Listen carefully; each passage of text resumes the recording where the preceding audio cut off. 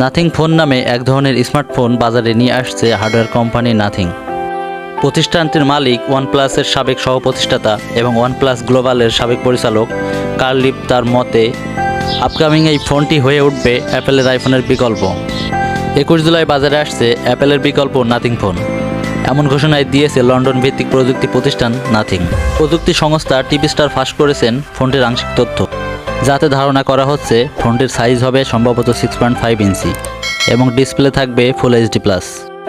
Snapdragon 778GT এর ব্যবহার দেখা যাবে ফোনটিতে। ফোনটিতে ফ্রি ফায়ার, পাবজি এবং কল অফ ডিউটির মতো হার্ডলি গেম খুব ইজিলি প্লে করা যাবে। এই নাথিং ফোনের র্যাম থাকতে পারে 8GB এবং রম থাকতে পারে 1.8GB।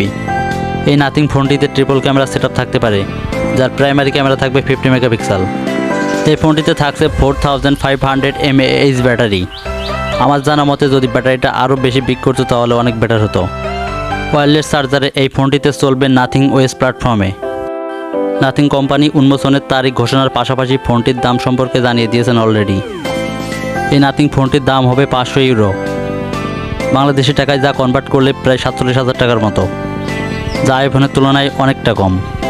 তো বন্ধুরা, আবারও জানিয়ে দিচ্ছি 21 জুলাই বাজারে আসছে অ্যাপেলের বিকল্প নাথিং ফোনটি। ফোনের কোম্পানিটি অ্যাপেলের সাথে কন্টেস্ট করছে, তাহলে বুঝতে পারছেন ফোনটা কেমন হতে যাচ্ছে।